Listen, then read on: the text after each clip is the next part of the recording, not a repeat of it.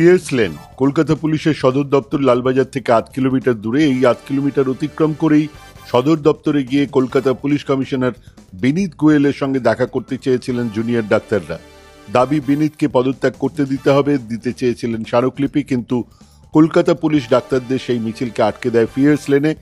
সেখানেই পুলিশ ব্যারিকেডের এপারে আটকে পড়ে পথেই বসে পড়েন তারা, আর ওপারে তখন পুলিশের বড় মেজো সেজো ছোট কর্তারা সার বেঁধে বসে রয়েছেন বিশাল বাহিনী নিয়ে। মাঝে মধ্যে দুবার আন্দোলনরত জুনিয়র ডাক্তারদের সঙ্গে দেখাও করে গিয়েছেন কলকাতা পুলিশের অতিরিক্ত কমিশনার এবং যুগ্ম কমিশনার পদমর্যাদার 2 আধিকারিক।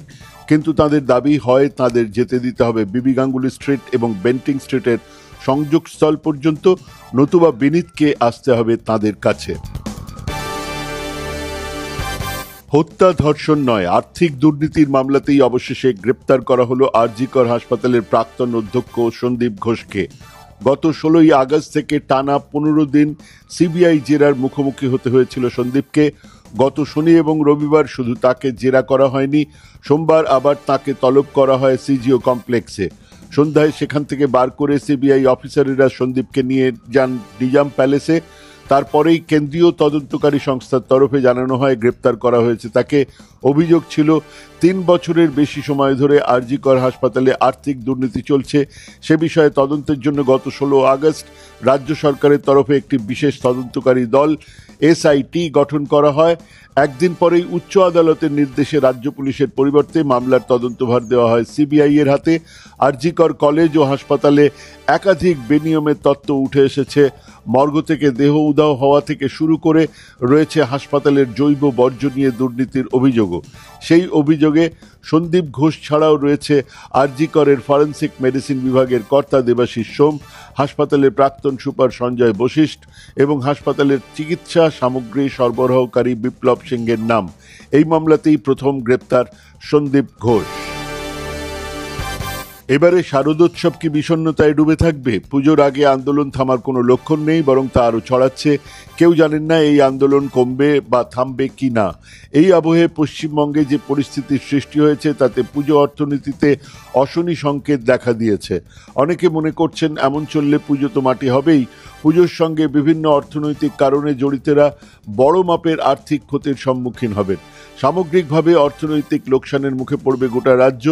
ইতিমধ্যেই ক্ষতি হতে শুরু করেছে বিভিন্ন ব্যবসায়, তার মধ্যে যেমন রয়েছে মিষ্টি, তেমন রয়েছে গয়না। ইতিমধ্যেই বিদেশ থেকে দুর্গাপুজো দেখতে আসার যে ভিড় গত 2-3 বছর দেখা গিয়েছিল তাতে ভাটা পড়েছে।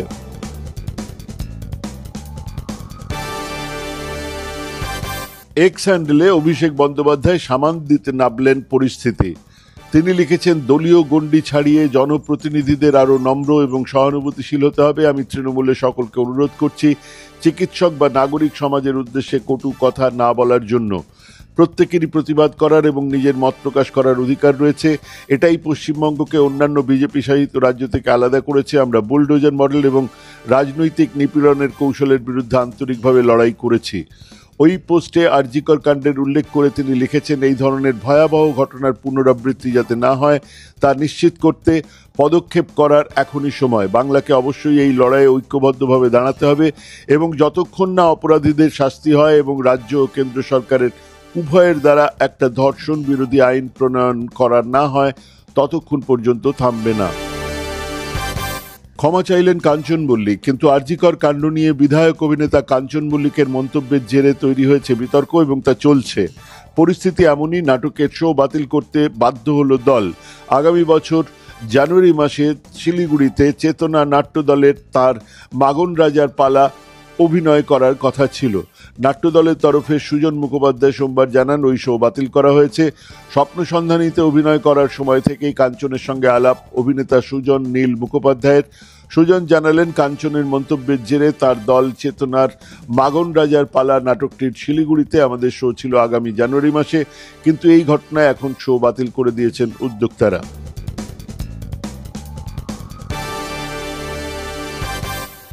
রাজ্যপালের পদটি তুলে দেওয়া দরকার, কিংবা এই পদে সর্বসম্মতিক্রমে এমন কাউকে বসানো দরকার যিনি তুচ্ছ রাজনীতির সঙ্গে যুক্ত নন। সংবাদ সংস্থা পিটিআইকে দেওয়া এক সাক্ষাৎকারে সোমবার এই মন্তব্য করলেন কংগ্রেসের রাজ্যসভার সাংসদ তথা আইনজীবী অভিষেক মনু সিংভি। বিগত দিনগুলিতে যে সমস্ত জায়গায় বিজেপি বিরোধী শক্তি ক্ষমতায় রয়েছে সেই রাজ্যগুলিতে রাজ্যপালের সঙ্গে রাজ্য সরকারের বারবার সংঘাতের বাতাবরণ তৈরি হয়েছে। পশ্চিমবঙ্গের ক্ষেত্রেও রাজভবনে ধনখড় জমানা ও তার পরবর্তী সময়ে বোসের জমানায় সেই ছবি দেখা গিয়েছে। তৃণমূলের নেতারাও একাধিকবার রাজ্যের সাংবিধানিক প্রধানের সঙ্গে বিজেপির আঁতাতে তত্ত্ব উস্কে দিয়েছেন। এই আবহে রাজ্যপালের পদ নিয়ে সিংভির এই মন্তব্য তাৎপর্যপূর্ণ। প্রায় 3 বছর পরে দেশ জুড়ে আবার সদস্যপদ সংগ্রহ অভিযান শুরু করল বিজেপি। দিল্লিতে বিজেপির সদর দপ্তরে সোমবার বিকেলে আনুষ্ঠানিকভাবে কর্মসূচির সূচনা করলেন প্রধানমন্ত্রী নরেন্দ্র মোদী। দলের সভাপতি জেপি নাড্ডার থেকে নিজের সদস্যপদ পুনর্নবীকরণ করলেন তিনি। কর্মসূচিতে হাজির ছিলেন দলের 2 প্রাক্তন সভাপতি, কেন্দ্রীয় স্বরাষ্ট্রমন্ত্রী অমিত শাহ এবং প্রতিরক্ষামন্ত্রী রাজনাথ সিং। রাজনৈতিক পর্যবেক্ষকদের একাংশের মতে লোকসভার নির্বাচনের ফলাফলে স্পষ্ট বিজেপির জনভিত্তি দুর্বল হয়েছে, যার ফলে নিরঙ্কুশ সংখ্যাগরিষ্ঠতা পেতে ব্যর্থ হয়েছে মোদী শাহ নাড্ডার দল। এই পরিস্থিতিতে নতুন করে দলের জনভিত্তি গড়ে তোলার লক্ষ্যেই এই সদস্য সংগ্রহ অভিযান বলে মনে করা হচ্ছে। 1 মাসও হয়নি বাংলাদেশে নতুন অন্তর্বর্তী সরকার ক্ষমতা হাতে নিয়েছে। এর মধ্যেই তিস্তা নিয়ে ভারতের ওপর চাপ তৈরি করতে শুরু করলো তারা। সংবাদ সংস্থা পিটিআই সূত্রে খবর, তিস্তা জলশক্তি বন্ধুত্বপূর্ণভাবে সম্পন্ন হবে এমন আশা প্রকাশ করার পাশাপাশি বাংলাদেশ এও জানিয়েছে চুক্তি না হলে আন্তর্জাতিক আইন নিয়ে মাঠে নামবে তারা। শীতকালে তিস্তা নদীর জলের একটি অংশ বাংলাদেশকে দেওয়ার ব্যাপারে দীর্ঘদিন ধরে আলোচনা চলছে ভারত আর বাংলাদেশের মধ্যে, কিন্তু সেই চুক্তি কখনোই কার্যকর করা সম্ভব হয়নি।